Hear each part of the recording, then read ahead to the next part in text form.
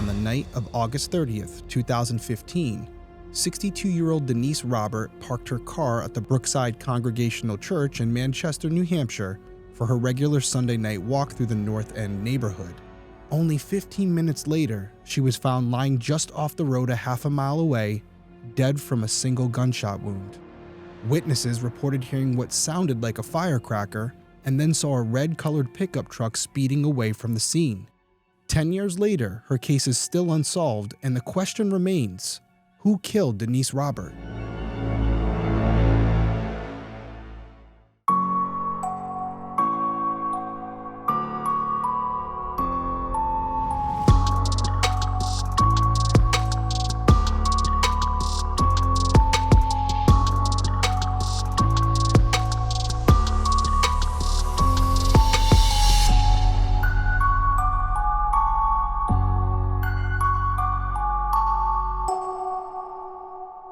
Hey everyone, welcome back to Detective Perspective.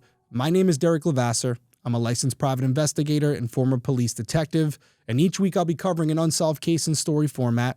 I'll then give you my perspective on the investigation and provide contact information for the individuals or organizations connected to the case so that if you have any tips, you can contact them directly and maybe you can help solve a case.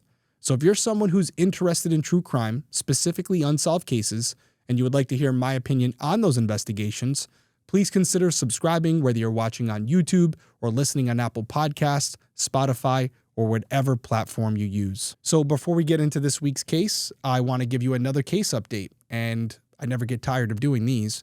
If you've been following the channel for a while, then you remember the case that we covered about Nikki Cheng Se Lee.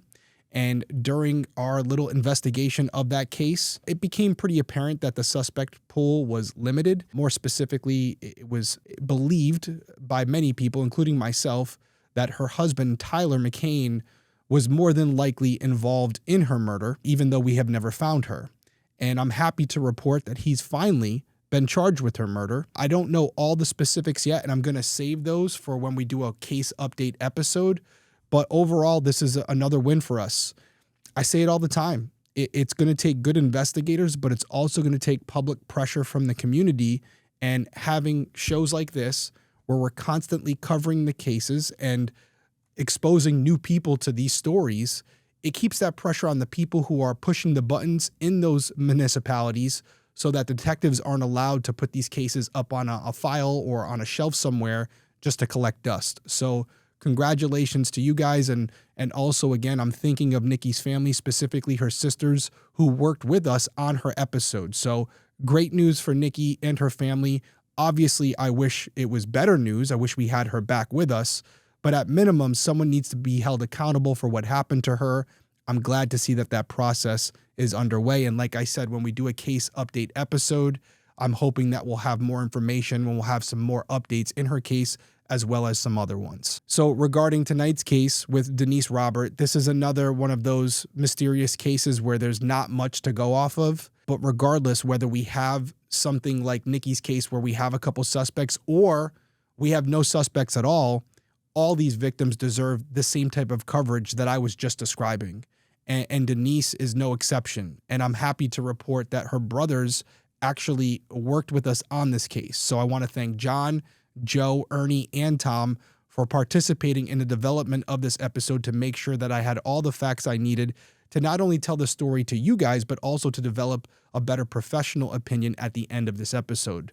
But like I said, this case, as we get into it, we're going to talk about all the facts and circumstances, and I look forward to hearing your opinions on this case as well, because I will tell you, at the end of some of these episodes, after giving my perspective, I go back to the comment section and I go to the review pages on Spotify or Apple, and you guys bring up some interesting ideas that even I didn't think of. So always looking forward to hearing your feedback. But with that all out of the way, let's dive into this week's case. Denise Robert was born on November 28, 1952 in Manchester, New Hampshire, to her parents Ernest and Janine.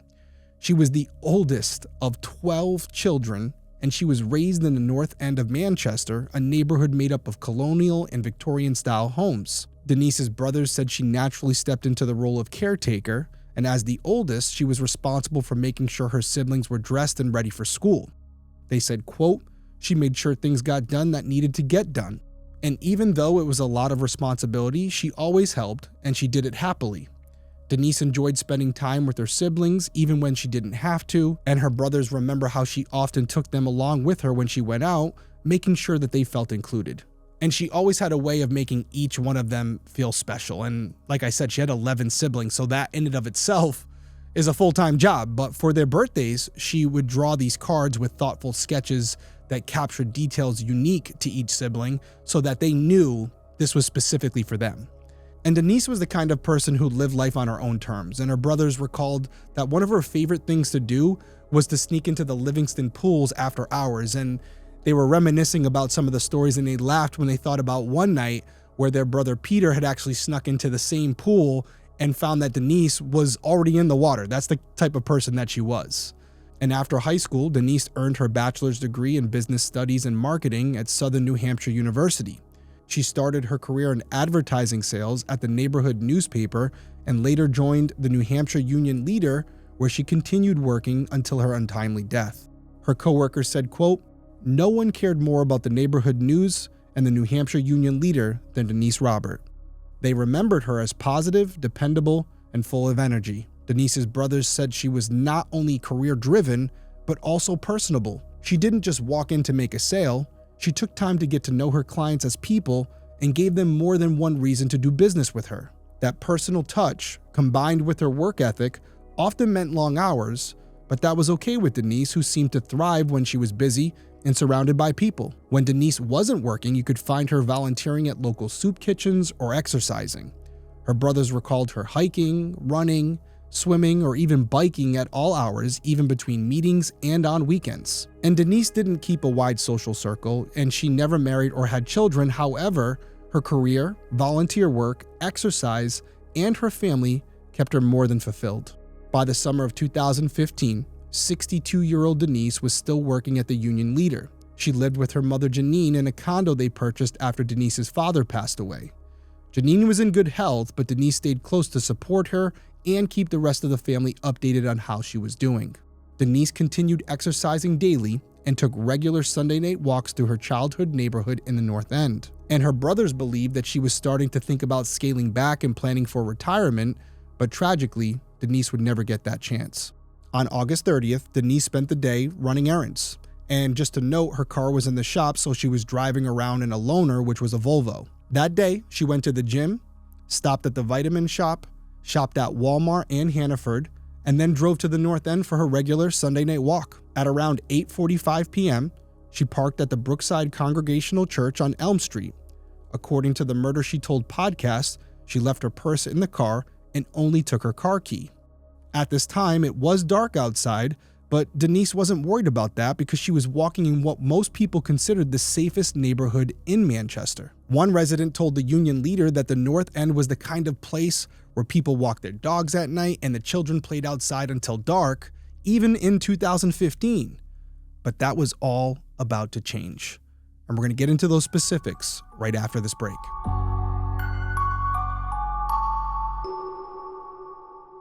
In every true crime story, it's the little details that can give someone away. It could be a receipt, a phone ping, or just a habit that they couldn't hide. So here's a question. What's your habit saying about you? If you're ready to ditch the dead giveaways, start with FUM Zero, the better thing to reach for. This episode is sponsored by FUM Zero, the brand new grab-and-go flavored air device from FUM, and here's why it's different. First off, it's affordable. Just $24.99 for a sleek, pre-filled device with no commitment, no refills, and no batteries. And it's completely clean.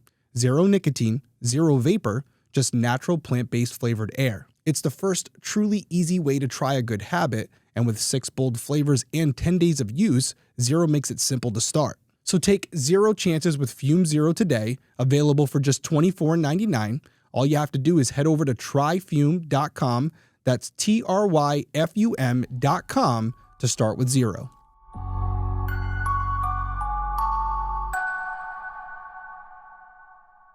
All right, we're back from break, and I want to get right into these details because there's a lot to go over. So at around 9 p.m., a 911 call reported a woman lying just off the road in a small gravel parking area near where Ray Street and Carpenter Street intersect, about a half mile away from the church.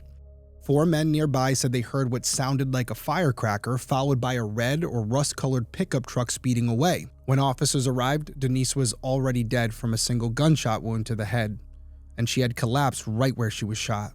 Nothing was missing from Denise's person, and the Volvo she was driving was still parked at the church with her purse inside. Okay, so before I go any further, I want to describe what this area looked like for everybody. So if you're watching on YouTube, you can see the map on your screen right now. And if you're listening on audio, I'm going to describe everything for you, so don't worry about it. Okay, so when we're going to start here, we're going to be on Brookside Congregational Church. You can see the parking lot. And if we zoom out a little bit, you can see that it's a pretty densely populated area. It's residential for sure, which you would think that would equate to a lot of witnesses and a lot of potential cameras in the area. So that's something to think about when we're looking at this through the lens of an investigatory process. Now, I don't know if she took the exact route every time. I have to imagine that she probably had her normal route that she would take, where maybe she would go up Elm Street out of the parking lot, maybe come down Clark or come down Carpenter, more than likely Carpenter, and then maybe, I don't know, come back down Ray Street or come back down Union Street to get back to the church, because that would be a decent walk for someone, especially at that time of night. You wouldn't want to go too far from the church. And so as we move north toward the area where she was found, and as I'm describing this for the people on audio, again, we're looking at an overview map of the residential neighborhood. We're heading up to Carpenter Street near the intersection of Ray Street. And I'm going to switch over in a second, but I want to show just an overall view. There's kind of this corner lot as we're looking down from a satellite image where you have a lot of landscaping, right? There's shrubbery, there's some trees, and there does appear to be some type of mulch or gravel and maybe some sand in a corner lot located at Ray Street and Carpenter Street. And as we switch over to a street view here, again, we're looking at the corner of Carpenter and Ray Street. And I will tell you, for the people on audio, and maybe the people on YouTube are going to correct me on this, I'm not seeing a gravel parking lot at this point. So my best guess would be that that area that I'm describing, and right now we can look at it as a street view and also as the satellite image. My best guess is that at one point 10 years ago, this area at the corner of Carpenter and Ray had some gravel in it before it was, concrete was added or shrubbery or landscaping was added. And although those 2 big trees would have already been there, maybe it wasn't as well kept as it is now. Again, if anybody wants to correct me on this, feel free to do so. That's what we're here for. We're working together. But if we're talking about this exact location where she was found, there's no gravel parking lot there anymore. But I imagine 10 years ago, it was probably that area where there wasn't a house. That's my best guess as of right now. But either way, what we're looking at here is 3 different houses on this little stretch of road between North Adams Street and Ray Street. And these are some pretty nice houses. And to me, when I see these big houses, I do think security systems. And as I was canvassing the area, and I'll do a little bit of a zoom out here, I was looking at some of these houses thinking, okay, if the perpetrator went left or went right or went north or south, whatever direction they went, they're going to pass a lot of houses in a short period of time. I don't have access to the case files, but I would be shocked if some of these houses didn't have some type of security camera footage that captured this vehicle fleeing the area. Yet, as I'm sitting here right now reporting this to you and still showing you this map, as far as I understand, they do not have this red pickup truck on camera anywhere, or detectives haven't disclosed that information to the public.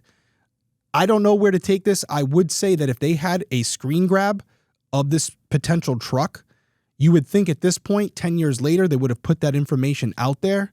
So yeah, we might be looking at a situation where, based on the layout of this neighborhood, either the offender just got extremely lucky or they didn't travel far. Maybe they live in this area. Things to consider as we move forward. And as far as the actual crime scene itself, I'm talking about that immediate area.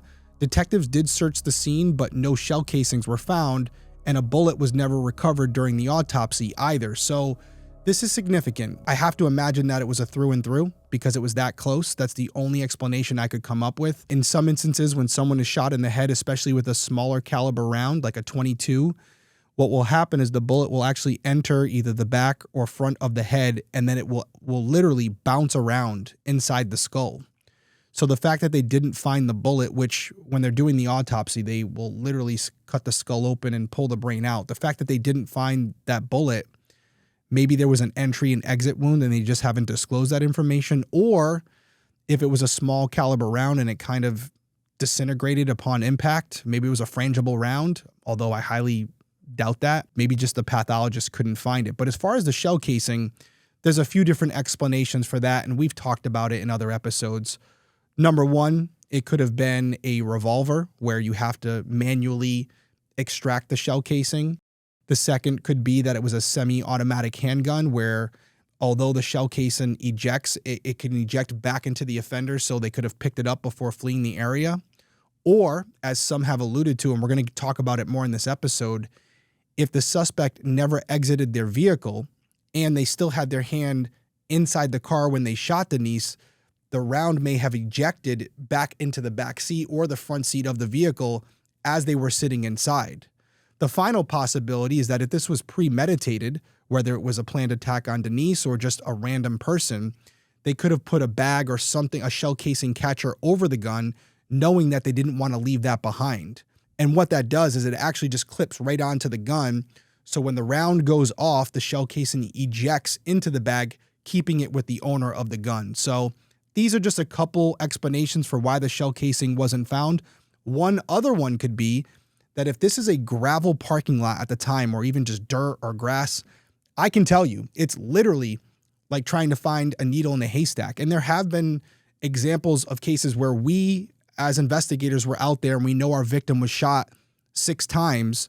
And even though it's in a residential neighborhood and we're on the sidewalk, we're able to find 5 shell casings, but not the 6th one. And it drives us insane. We'll spend hours, if not days, trying to locate it, and we never do.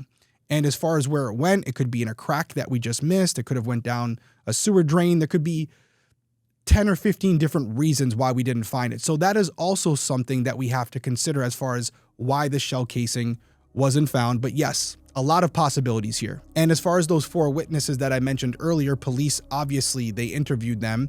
And they said that after they heard what they thought was a firecracker, they saw a truck speed away, turning onto Carpenter Street and then heading south on Union Street. And fortunately, the witnesses were able to see the driver of the truck, and they described him as a white man, possibly in his 20s or 30s, wearing a white tank top with a close-cropped haircut. And after interviewing these 4 individuals, detectives canvassed the rest of the neighborhood, hoping to find other witnesses, but no one else reported seeing or hearing anything. So after searching the area for other witnesses and being unsuccessful, they wrapped everything up, and at around 3 a.m., they went to Denise's oldest brother Tom's house. They sat him down on the couch and told him what they knew, that Denise had been found dead the night before. After the police left, Tom drove over to their mother's house to deliver the devastating news. And from there, the day became a blur of calls, family, and media as the reality of Denise's murder set in. As you can imagine, her family was in total shock. Denise spent her time working, exercising, volunteering, and taking care of her mother. She was the last person anyone expected to be murdered. Detectives would later extensively interview Denise's family, co-workers, and friends to look for a motive, but no one could identify a single person who might have wanted her dead. Even with that being the case, police explored all theories, including whether Denise had been targeted, or if her murder was somehow connected to gang activity, or quite possibly the most concerning scenario, if her murder was a complete random act of violence. And I've touched on this in many cases and why that would be the most concerning, but just for a quick recap, when we have a murder, we start with the victim and we reverse engineer with the evidence we have to try to figure out who the suspect is. It traces back to them. And usually there's some connection, whether it was a past experience with this person or a possible connection, or they're a relative or a loved one, or they had, some type of disagreement or altercation with this person in the past, or based on the victim's profession, they may have had a couple enemies. There's always something there, right? Or you at least hope there is.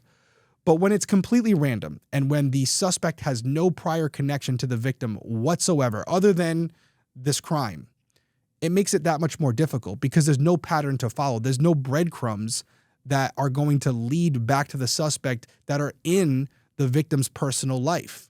Those breadcrumbs are going to be evidentiary breadcrumbs that are going to link to this person, whether it's DNA or video camera footage or a witness. That's how you're going to catch them. If there's no personal connection, that's the only way you're going to catch them. And in a case like this, where you have limited evidence that fits that criteria, it makes the case extremely difficult to solve, if not damn near impossible. So as much as we don't like these cases when they do happen, deep down as a detective, we always hope there is that personal connection because it makes it that much easier for us to find the person. And regarding this case specifically, as far as the family can tell, no motive has ever been ruled out, though they aren't positive about that because detectives have been very tight-lipped about this case and what they decide to share. And Denise's brothers do understand the need for discretion, but at the same time, they often feel like they're being left in the dark. And I'll give you a quick story here because I can personally relate to this. As a detective, I found myself saying often to victims and their families, hey, listen, there's not much I can share right now. It's an active investigation. That was kind of the go-to because I wanted to protect the integrity of the case. But I don't know if everybody knows this, but when I was working in narcotics, I went after a lot of bad people, and then I got promoted to sergeant. And this is a longer story for a different day. I wrote about it in my book, but I had a hit put out on me. And because it was actually involving me and I was technically the victim, I couldn't work my own case. And I had individuals who I considered friends or at least coworkers working the case for me. And I remember one day saying to this person, hey, so-and-so, this is someone that I've worked with for 8 years. What's the status? And he said, hey, just, relax. We're working. I promise you, we're onto something. And that's all he said. And my response, to be candid with you guys, was like, what the are you talking about? Do not give me that line that I give everybody else. And in that moment, it made me think about my own cases, because how am I any different? And that feeling that I had, that helplessness of like, oh, you're just going to tell me to just sit around and wait, and you're just going to keep me in the dark on something that's personally connected to me that affects my life. It felt very cold, and it did feel like I was being kept in the dark. So when I hear this statement from Denise's brothers, I can completely relate to it. And I will tell you, after this personal experience that I had, I definitely changed my approach when dealing with victims and their families. And although I still wouldn't disclose everything, I was more careful how I framed things and tried to provide as much information as possible so that they wouldn't experience that same feeling that I felt in that moment. So you learn. And just me going through this, I became a better officer. And even as I sit here with you guys and I get feedback from you, I still become a better investigator. So we're constantly evolving. But yes, just to put a pin in it, I completely understand what Denise's family is feeling here. And it's our job as investigators to get them results, but to also make sure that they feel like they're part of the solution. And that can be a tough balance sometimes, but it's part of our job, and we have to continue to do better. And as far as the actual investigation, from what I've gathered, detectives really concentrated on trying to find the man in the truck, which you would expect. So they asked neighbors to check surveillance cameras, and they reviewed footage from the route that Denise had taken after her gym, her errands, and when she parked at the Brookside Congregational Church. So they weren't just looking for security camera footage in the North End area. They were looking for footage throughout that day because maybe something had happened during her travels. It could have been at the gym. It could have been at the vitamin shop. It could have been at Walmart. It may have been just a parking dispute, right? She could have had an argument with someone and this person took it personal and followed her for the rest of the day. You don't know. So I love this approach. You got to go back to that whole day and see if there's anything that stood out. Now, maybe there was, and they're just not telling us, but this is a good approach, and I'm glad they're doing it. And it would have been great if there was something that they could have latched onto there and work that angle. But as far as I can tell, nothing of significance was found. And as of this recording, the driver and the red truck have never been identified. By November of 2015, 3 months had passed and the case remained unsolved, so the FBI joined the investigation.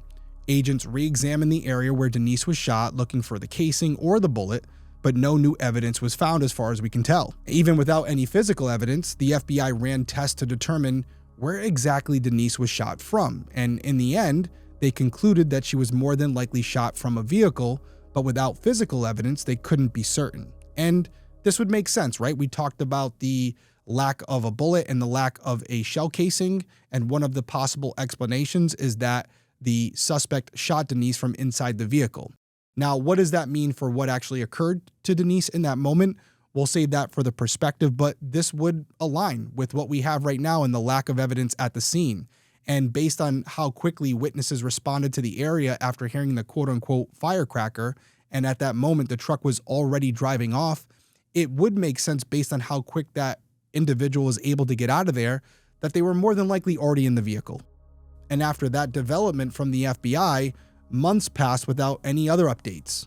Denise's brothers became frustrated with the lack of answers, so they decided to do their own digging. Joe, who went to the same health club that Denise had belonged to, asked longtime staff if they had ever been interviewed, and to his surprise, they said no, and that the police had only come by to grab surveillance footage. So Joe encouraged the staff to contact the Manchester Police Department, and some of them did, leading to follow-up interviews, but investigators never returned to speak with them again after that. And I know on the surface this could look bad, but maybe based on the surveillance footage, there was no follow-up questions, although some preliminary interviews would have been helpful and should have been done. And with these interviews being done, maybe after reviewing what the staff had to say and comparing that to the video, there was nothing further to follow up on. Now, 10 years later, again, even if it was an initial concern, when you don't have answers, you have to expand your reach. And that is where things like going and interviewing health club staff may come into play. So the fact that they haven't been interviewed yet, as far as I know from this recording, that's a problem because we need to expand our minds and we have to look outside the box. And this is one angle and this is one corner that I would explore. The brothers also spoke to neighbors themselves, and in just a few hours, they uncovered leads, including a known drug dealer in the area with a red pickup truck who was from Texas, and a man living 20 yards from the scene who had a past conviction for a stabbing. And they gave that information to police, but were never told whether those leads were followed up on. I'm not going to criticize law enforcement too much here, because based on Denise's brother's own words, detectives have been very tight-lipped. And in most instances, they want to solve the case just as much as you. And if they followed up on it and it didn't lead anywhere, they're still not going to tell you. And so you might be saying, why, Derrick? Well, we as investigators don't know who the family and the friends are talking to. So if we come to you and say, hey, we followed up on those leads, it didn't lead anywhere. And as a family member or a friend, you're not trying to hurt the case, but you need someone to talk to. So you start to confide in different people, and then they confide in people, and then they confide in people. And now the whole neighborhood, the whole community knows that the investigation's at a standstill and that law enforcement is coming up with a lot of dead ends. Well, what if that information, as it's spreading through the community, gets back to the actual suspect? Now they know that the case is at a standstill. Now they know that law enforcement has no idea who they are, which could help them relax, could reduce their anxiety, may allow them to fade back into the shadows. Because if they're on a heightened alert, they're more likely to make a mistake, which could potentially lead to their identification. So you want to keep that in play as a detective. You don't want the suspect to know where you are in the investigation, and you want them to go to bed every night thinking that could be the night that they get their door kicked in. And so it's not meant to be malicious by not telling the family members. It's meant to make sure that the people who need to know about the investigation know about it, and the people they don't want knowing about it don't. And the only way to do that is to keep it in-house. And even then, it's not always a guarantee, as we see in some cases. So that's the reason behind it. I understand that some people may be frustrated by that, and the fact that they don't know whether those leads were followed up on or not is extremely discouraging. All I would say is don't lose complete hope, because more than likely that information that you provided was followed up on, and hopefully all the names that were given, those individuals were spoken to. So let's fast forward to May of 2017. Nearly 2 years had passed since Denise was killed, and that month Manchester police announced that they were bringing in fresh eyes to the case, which I always recommend. And one of the first steps the new team took was to search the area of the crime scene again, and this time they used metal detectors and a canine, and they were looking for the bullet or the casing that was involved in the murder of Denise. And why would they be doing this? Of course, if they can find the casing specifically, they can start to reverse engineer that back to a gun, maybe they can go into a database and see people who own that type of caliber weapon in that area. But without the casing, without the bullet, you really have nothing else to follow up on. But I do love the approach here because it would be very easy for these investigators to say, hey, they already searched the area. It's been 2 years. They didn't find anything. More than likely, nothing was there. But they didn't do that. They're second guessing their work in a respectful way, and they're going back and doing it themselves. So they're starting on their own foundation, which is the absolute right way to do this. And in my opinion, the only way to do a thorough investigation of someone else's work. But unfortunately, even with this new approach and bringing in metal detectors and canines, as far as we know, nothing was found. And to this day, both the shell casing and the bullet remain missing. So in August, investigators reconstructed the murder, even placing the 4 witnesses who had been outside in the same positions they were in on the night Denise was shot. Unfortunately, no further details about the reconstruction have ever been released publicly, but again, this is the right approach. You could just go off what had already been done and build your case on that. They're starting from square one. They want to put themselves back on the night when this all occurred, including the witnesses, to see if maybe something jogs their memories. And again, as I'm sitting here right now, just because I'm saying nothing has been released, that doesn't mean nothing was learned. So this is all necessary stuff, and I'm glad they're doing it. I don't know who these investigators are, but I say this mostly to Denise's family. This is what the team you want. The fact that they're doing all this legwork and truly starting from the beginning and building their own jumping off point, that's going to give them the best opportunity for success. That's going to give them the best chance to find new leads. So all I can say without knowing these individuals myself, I do like what I'm hearing, and you guys should be very optimistic about the individuals that are working this case. And I'm not saying they're going to solve it. I'm not making that promise, but what I'm saying is if there's a possibility for them to do so, this is the approach that's going to get it done. And speaking of new leads, in October, the police and the New Hampshire Attorney General's office searched an apartment in Londonderry.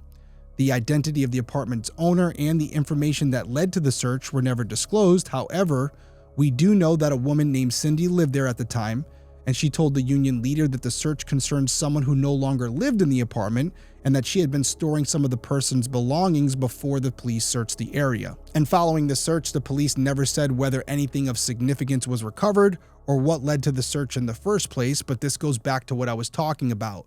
This wasn't something that was done originally, so you have to assume, based on the new reconstruction and the re-interviewing of witnesses and looking at everything with a fresh set of eyes, led down a different path, and that's what they were exploring here. Now, to be honest with you, that was in 2017, and we're sitting here in 2025, so it doesn't take a detective to figure out that more than likely nothing significant was found, because if it was, we would know about it. But there is more information to cover. We're not done here, and I still got to give my perspective, and we're going to do that right after this break.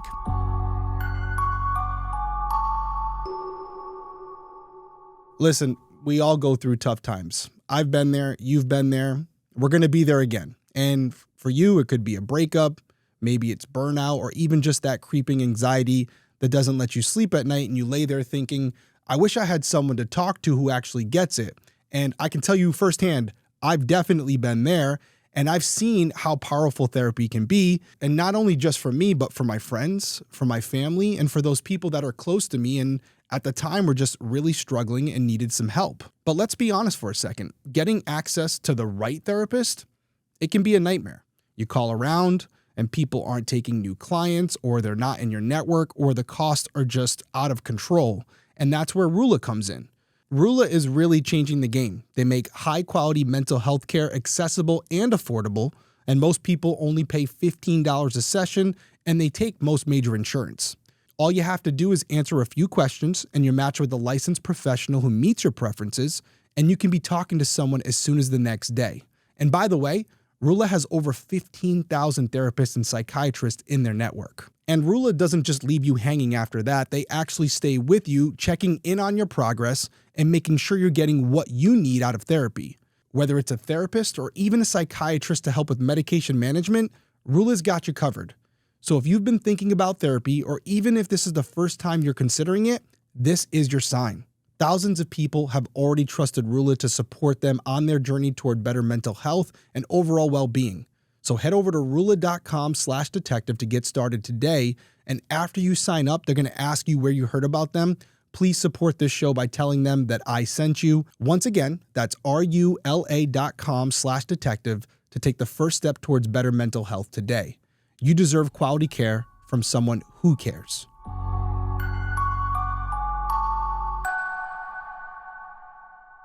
All right, we're back, and unfortunately, after 2017, the investigation really did slow down. Denise's family kept her case in the public eye with interviews, news coverage, and a website dedicated to her story, and they raised reward money to put up billboards throughout Manchester. The family also became active in the New Hampshire Coalition of Families of the Missing and Murdered, which holds an annual rally every August. The event brings together families of unsolved cases, law enforcement, and the public to raise awareness and push for progress. Denise's siblings have been leading voices at these rallies, sharing their experiences and advocating for improvements in how unsolved cases are handled. They also support other families in similar situations, offering solidarity, advice, and a public platform. Through these efforts, they've not only kept attention on Denise's case, but also on the broader issue of unsolved violent crime in New Hampshire. And based on what you guys know about me at this point and our why behind what we do here, I couldn't be in more support of this. This is something that everybody needs, not only families who've experienced tragedy, but also law enforcement to be part of these events, to see not only the impact their investigations have, but also from a different perspective, not only from the detective perspective, but from the family perspective, and to hear their stories and to humanize them, because these victims are not just names, they're real people. They had real lives and real ambitions. And sometimes as investigators, we can lose sight of that because we have to remain impartial and unbiased. So we try to look at things objectively. And sometimes that takes out the human element, which can be good for the case, but not good for the soul. So for me personally, this is something that as a detective myself, I would want to know these people and who they were in life, not just for the case, but to keep me focused and to keep me motivated in what I'm doing and why I'm doing it. So this is good all the way around. Couldn't be in more support of it. Unfortunately, when it comes to Denise's case, in June of 2020, her mother Janine passed away at 90 years old, never knowing what happened to her firstborn child. However, that didn't stop Denise's siblings from continuing to fight for answers, although, to be honest, updates were rare. The most recent update came on August 5th, 2025, when Senior Assistant Attorney General Ben Agati told Inklink News that Denise's case was still open and active. It had never been considered a cold case, and according to Agati, quote, "There have been significant leads. It is remarkable how many leads continue to come in." He went on to explain that the most recent tip came in March as a result of the billboards the Robert family had put up. He said, quote, "The tip led to a follow-up interview. I'll just leave it at that." But after saying that, then he added, none of the tips so far have been the breakthrough investigators need, stating, quote, "This is a case that is going to be solved with testimonial evidence." And I think we could all deduce that by now. Forensically, there's just not much there. So we're going to need someone to come forward, either a witness who has just not had the courage to speak out, or someone who maybe knows the perpetrator and is looking for the opportunity to disclose what they know to the proper people who can actually do something about it.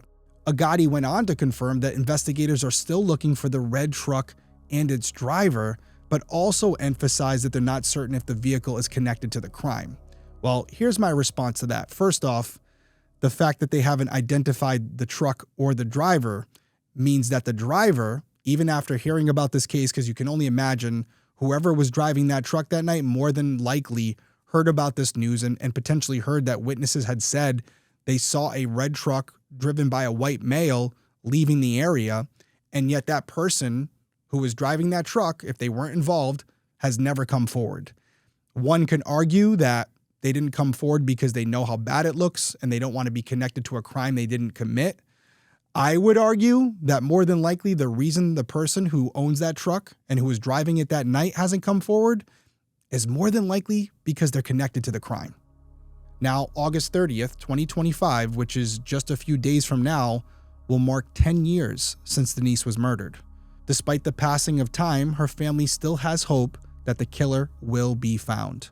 And they pointed to other New Hampshire cases like the Bear Brook murders, which were solved after many years. The brothers told us that the family needs justice, not only to lift the weight of the unknown from their shoulders, but also to protect the community. Because until the person responsible is caught, no one is safe. Her brothers also wanted to make sure that people remember Denise for the person she was. She had a genuine interest in the people around her. She was kind, decent, and full of energy. Her smile, her politeness, and her care for others left a mark on her family, her coworkers, her clients, and her community. Denise touched many lives, and she will never be forgotten.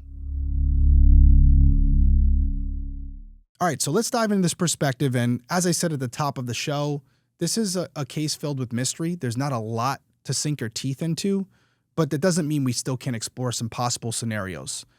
I know a lot of people go back and forth between a targeted attack and a random act of violence. And my pushback would be, why can't it be both?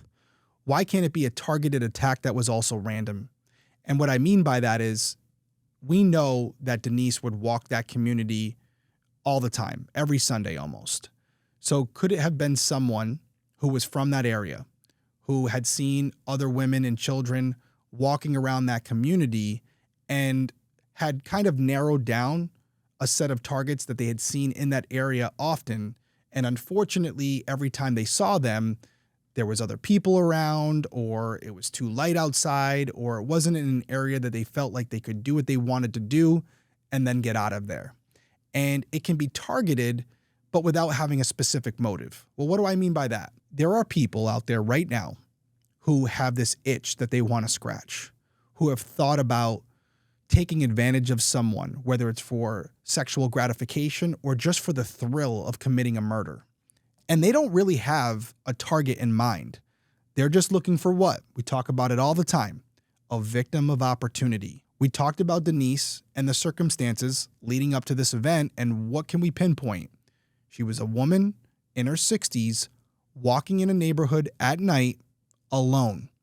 So if you're looking for someone to target, this would be a prime candidate. So did this individual see her walking before and knew her pattern and what time she would normally be in that area? Potentially. Or they targeted her because on that particular night, she fit the profile of the victim they were looking for. So what potentially happened? Based on the limited information we do have, if we're going to go with the angle that this was a thrill kill and there wasn't a specific motive relating to Denise herself, then the individual may not have had time to do anything other than shoot her.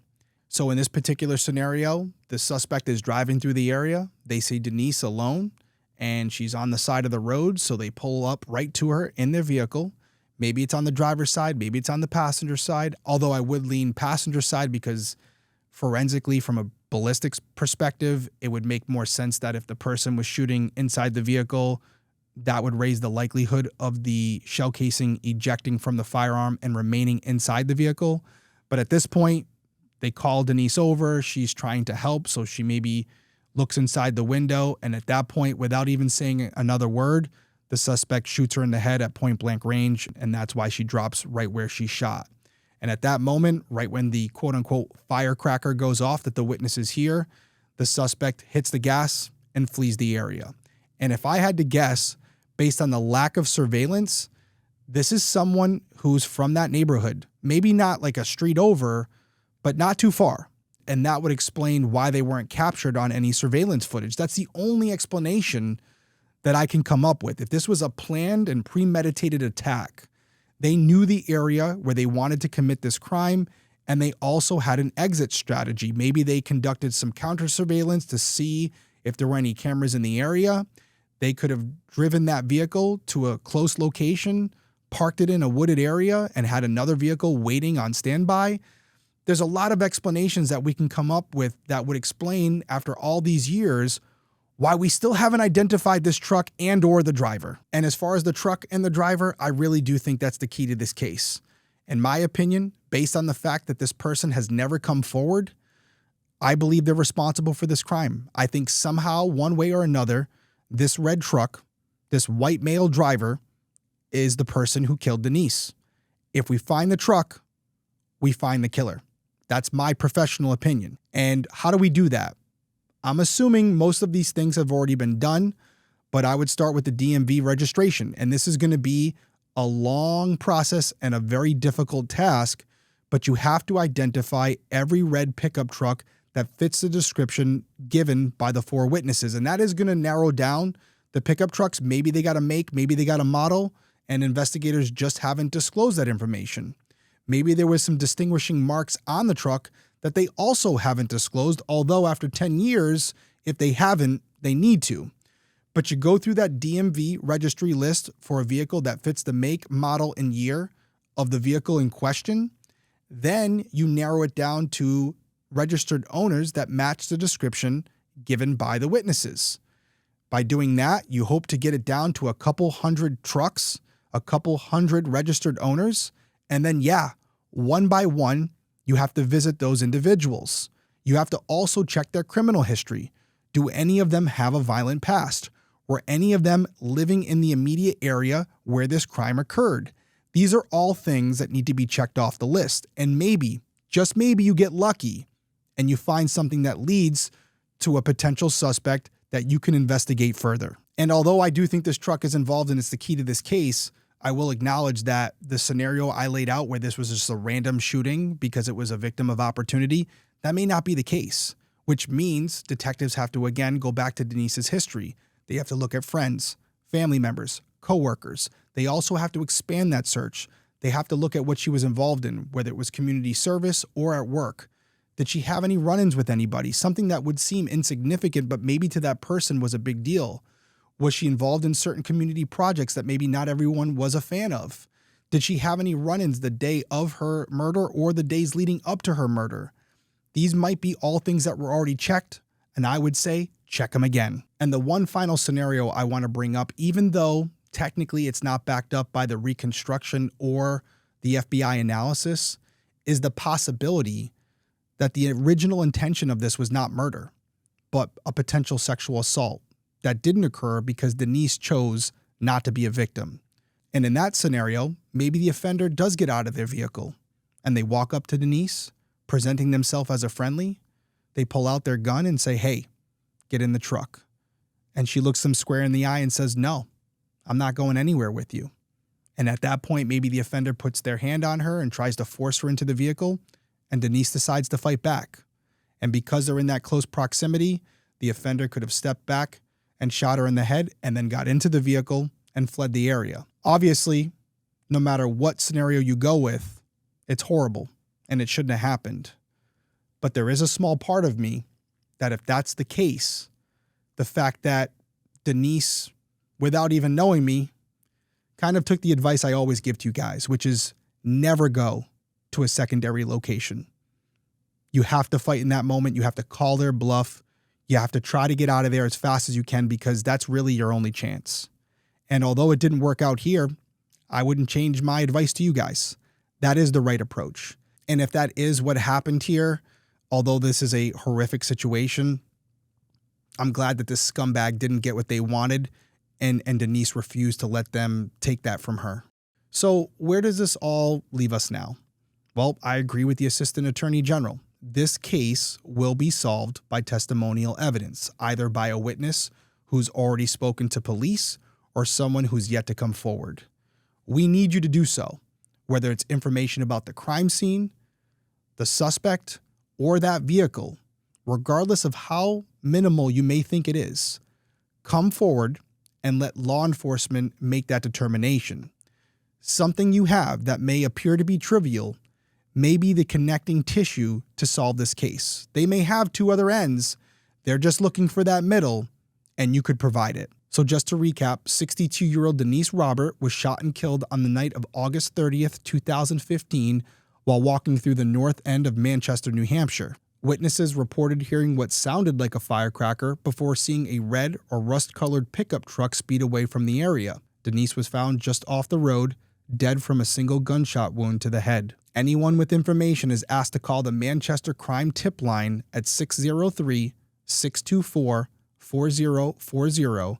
there is a $10,000 reward available. And I do want to mention that the family is organizing a memorial walk on August 30th beginning at 9 a.m., and that will be held at Brookside Congregational Church, located at 2013 Elm Street in Manchester. And as always, my final words go out to the friends and family of Denise, specifically John, Joe, Ernie, and Tom, for not only helping us develop this episode, but for allowing me to tell your sister's story. I really do sound like a broken record at this point, but people like Denise's family who experience a horrific tragedy, but yet go on to help others in the community and also to prevent this from happening to others, and taking the situation and trying to turn it into something positive that may help people they don't even know.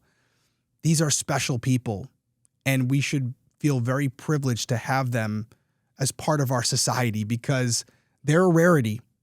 This is not always the case. A lot of people experience something like this and you never hear from them again. But these people who are able to compartmentalize what they've been through and kind of put it down deep inside so that they can still be there for others who need their help, that's something special. And we should definitely recognize it. And the least we can do for them is give them the answers that they deserve. As I said in the episode, it's the unknown that's bearing down on their shoulders. We have the ability to relieve that pressure. There's someone out there right now, hopefully listening to this or watching this, who has the answers that we need to move this case forward. Pick up the phone, make the call. You can remain anonymous. Give us what you have and allow us to finally find the scumbag who did this to Denise so that her family can move forward knowing that the person responsible is being held accountable. And as they said in the episode, the community is just a little bit safer. I really hope we get that opportunity. And if we do, I'll be right here letting you guys know about it. Until then, everyone stay safe out there, and I'll see you soon.